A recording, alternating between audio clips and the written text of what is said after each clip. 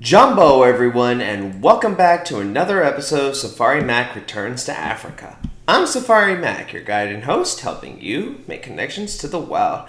Well, ladies and gentlemen, it's safe to say we are back in the Serengeti National Park. And we still got a lot more ground to cover, and who knows, we might even make a pit stop over at Ngorongoro Conservation Area, even the Masai Mara National Reserve. But today we are in the Serengeti, heading for the woodland region, where we're hanging out with the tallest land animal on Earth, the giraffe, or known by their Latin name of Giraffe camelepardus, or even known by their Swahili name, Twiga. So if you're ready to hang out and stretch out your neck, it's time for guard duty as these guys watch over the many different herds across the African savannas. But before we begin, if you're new to my channel, hit that like and subscribe button. Check out my Facebook page for content on conservation. And if you have a question about animals, or if there's an animal that you want me to do in the future, you just have to send me an email, which you will always find the link to down in the description below. But if you're ready, I'm ready. Let's get started. So, let's begin, of course, with its family and its evolution. I can tell you the giraffe family is fairly interesting, as it is considered to be part of the bovine family, but it's not really a cow. Instead, it has a very long, interesting process of its evolution. See, millions of years ago, at least 20 to 25 million years ago, there was said that the very earliest giraffes were more deer-like animals that had elongated necks and lived mostly in forests. However, as time passed, by 7 to 8 million years, the lineage to the modern giraffe would eventually grow bigger. So from this to looking a little bit more like this, with one of the largest known in the fossil record called Cyvatherium, to evolving into the animals that we know of today. The modern giraffe having only originated around 1 million years ago.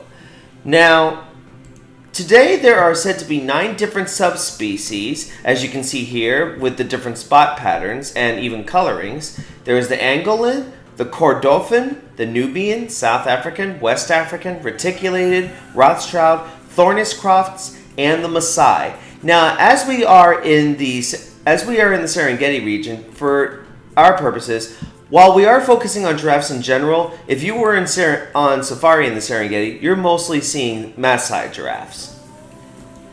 Now, in terms of their habitat and their lifestyle, giraffes are fairly simple. These tall, graceful-like animals spend their time wandering through savannas, open woodlands, but you would never find them in the crowded forests. And it is known that they are known to also inhabit the sub-desert or semi-desert regions, as long as there is an abundance of trees and different shrubs for them to be able to browse on, as these are not grazers, but browsers. They can only eat leaves from trees and from bushes. Give them grass, and that's just going to probably give them an upset stomach. Now, giraffes are, as scientists are still studying these animals, it's kind of interesting how these creatures form their social bonds. They are social, but they're also solitary. At least that's usually the males. But that's not to say that you won't every now and then see a bachelor group of giraffes. But most of the time, the herds usually belong to the females and their offspring. Some of them may be related to each other, some not at all. They're what you would call a nursery group. But either way, it's been, as biologists have observed, they hereby officially define a group as a collection of individuals that are less likely than a kilometer apart and moving in the same general direction.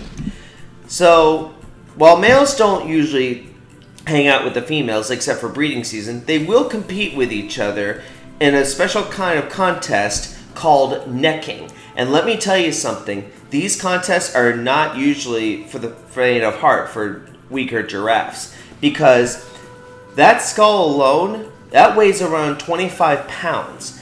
and the force of their heads hitting each other, it is a big noisemaker. It's enough to break bones, and make other lesser animals submit, especially the subadult males, as they don't want to get too close to a breeding bull, as he claims dominance over the area, and as a result, wins rights to breeding females. After a 15-month gestation period, mom will deliver a single calf. Twins can occur, but it's incredibly rare, to a already 6-foot tall giraffe. But first, they can't sit. Just know, why can't they sit down?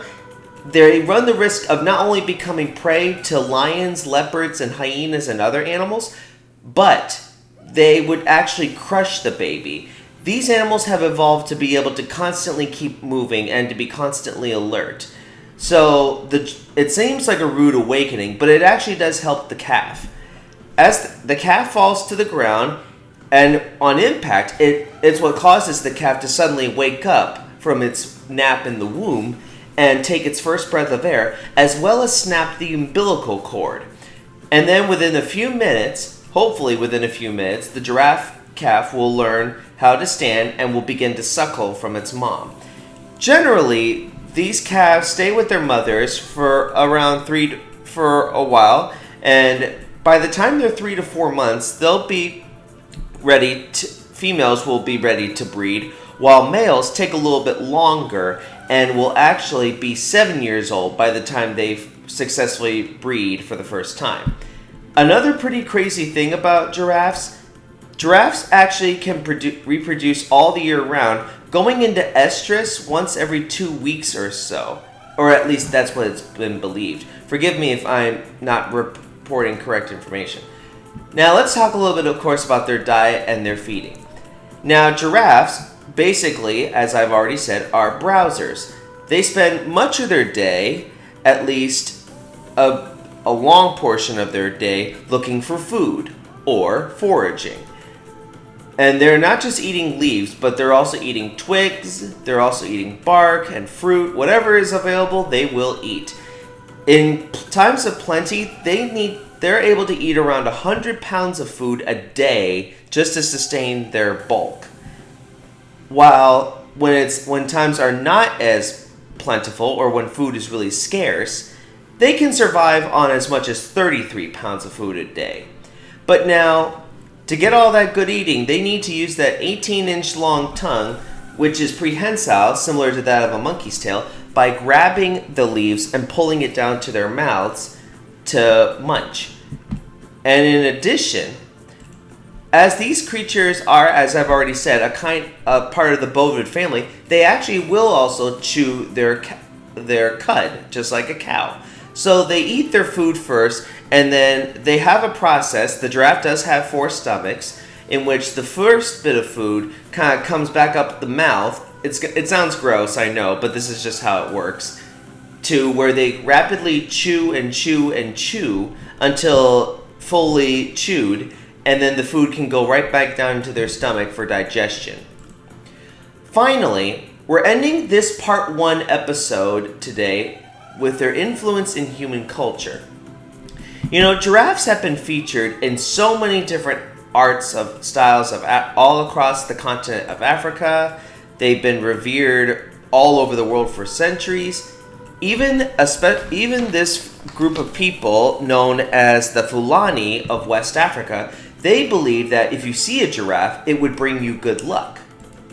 But you know what? Now, to be completely honest with you, there is so much that I could tell you all about their influence in human culture, but I'm afraid I don't really have enough time to finish it today. So instead, I'd like you all to join me this coming Wednesday for a little special on the history of giraffes and humanity.